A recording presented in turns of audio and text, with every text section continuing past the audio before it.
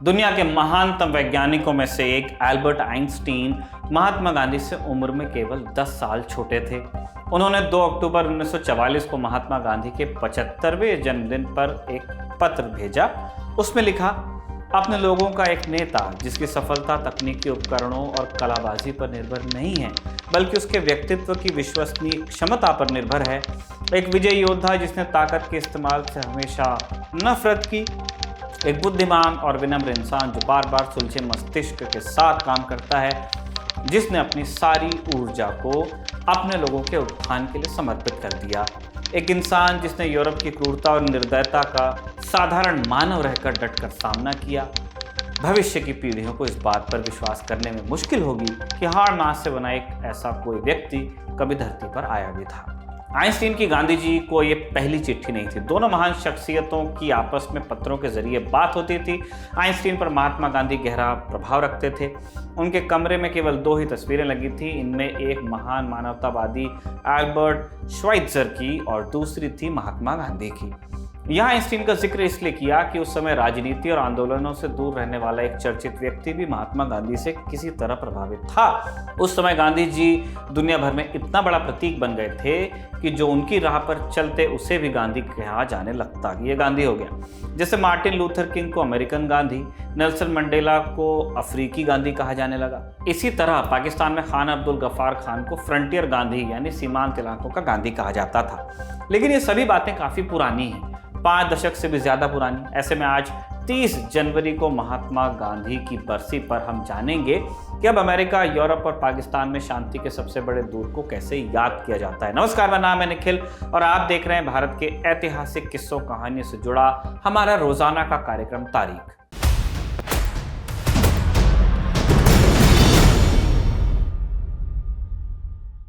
आगे बढ़ने से पहले आपके लिए एक अहम जानकारी है।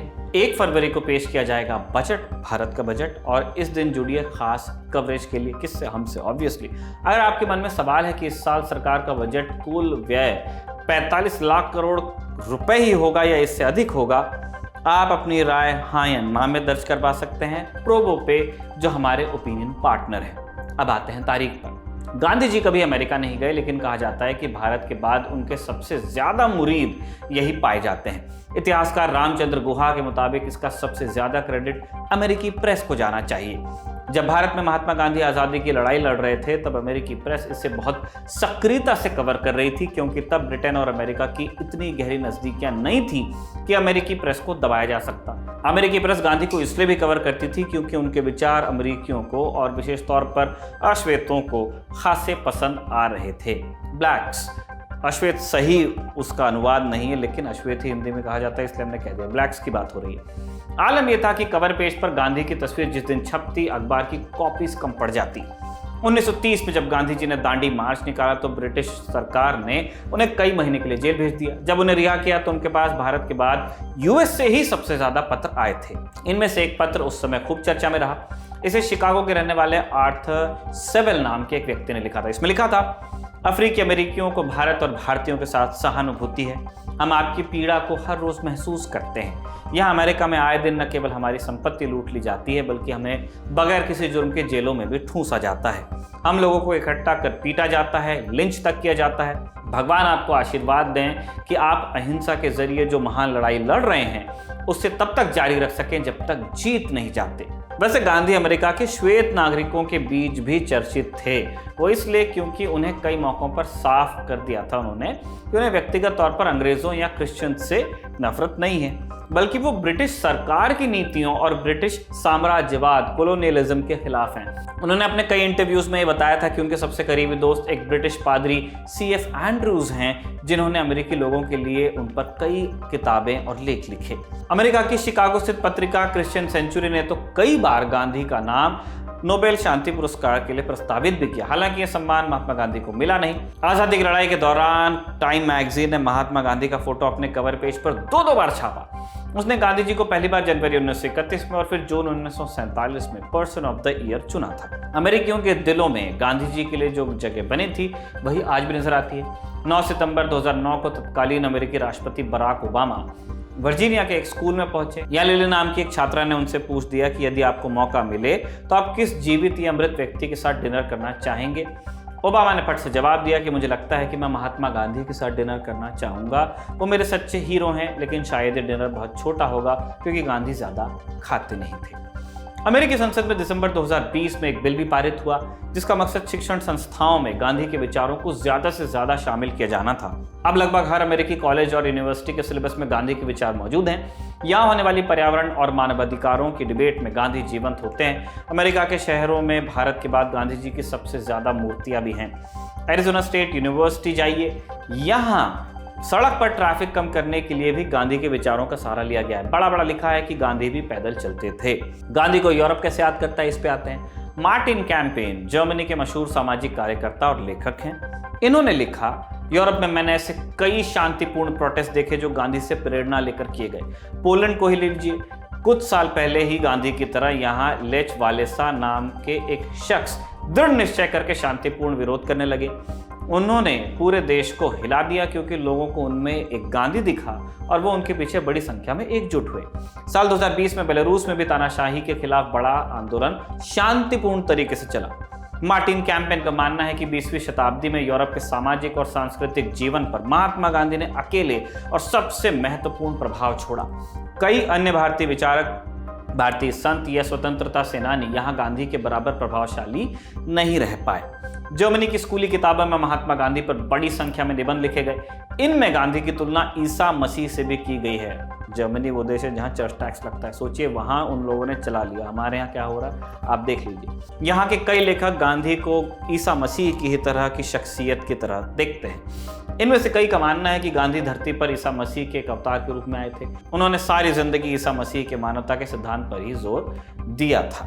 पाकिस्तान में गांधी को कैसे याद किया जाता है, उस पर आ जाते हैं। महात्मा गांधी की यदि 30 जनवरी 1948 को हत्या न हुई होती तो कुछ दिनों बाद वो पाकिस्तान जाने वाले थे। वो लाहौर, रावलपिंडी और कराची जाने की ख्वाहिश रखते थे। गांधी जी पाकिस्तान की यात्रा इसलिए करना चाहते थे क्योंकि दोनों देशों में बंटवारे के बाद हुई भयंकर हिंसा के बाद सौहार्द का वातावरण बन जाए। इरादा किया था कि पाकिस्तान जाएंगे, बिना वीज़ा और पासपोर्ट के जाएंगे। कहते थे कि मेरा ही देश है और अपने देश के लिए मैं पासपोर्ट लूंगा क्यों। गांधी का क्या हश्र हुआ, ये सब इतिहास है।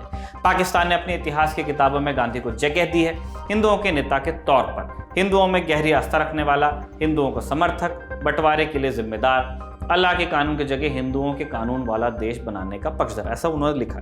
ऐसा देश जहां मुसलमानों का अछूत समझा जाता, जहां अंग्रेजों की गुलामी खत्म होने के बाद मुसलमानों को हिंदुओं का गुलाम बनना पड़ता। मुसलमानों की सच्ची आज़ादी का विरोधी भी लिखा गया उन्हें, ऐसे आज़ादी का विरोधी जहां मुसलमानों पर केवल मुसलमान ही राज करते। पाकिस्तानी इतिहास में गांधी को ऐसे ही खलनायक की जगह दी गई है। अब जिन्होंने इतिहास के नाम पर कोर्स में ऐसी ही किताबें पढ़ी हैं वहाँ वो गांधी को ऐसे ही जानते होंगे। इससे आपको समझ में आएगा कि अच्छी कोर्स बुक्स होना कितना ज़रूरी है, फैक्चुअली करेक्ट होना।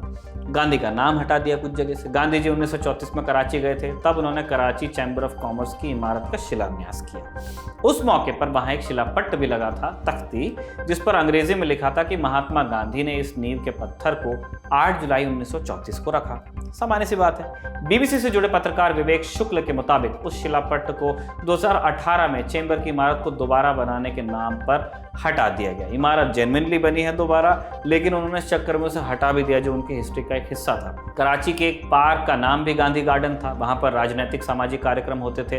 अब वहां से भी गांधी जी का नाम हट चुका है।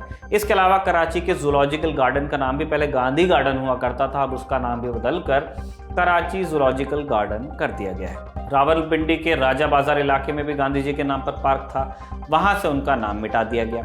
हालांकि सरहद पार कुछ गिने चुने लोग अब भी ऐसे हैं जो गांधी और उनकी विचारधारा का आदर करते हैं। आज के एपिसोड का अंत एक और किस्से के साथ करते हैं। मशहूर इतिहासकार रामचंद्र गुहा ने महात्मा गांधी पर काफ़ी लिखा है। साल 2013 में वो गांधी पर लिखी एक किताब को प्रमोट करने यूएस गए। न्यूयॉर्क के एक होटल में रुके। उनकी लिखी बुक के कवर पेज पर गांधी की तस्वीर बनी थी, जिसमें गांधी वकीलों वाला कोट पहने खड़े थे और उनकी उम्र करीब 30 साल के आसपास उसमें लगती थी, यानी उन्हें एकदम पहचानना थोड़ा मुश्किल था। किताब होटल के कमरे में मेज पर रखी हुई थी।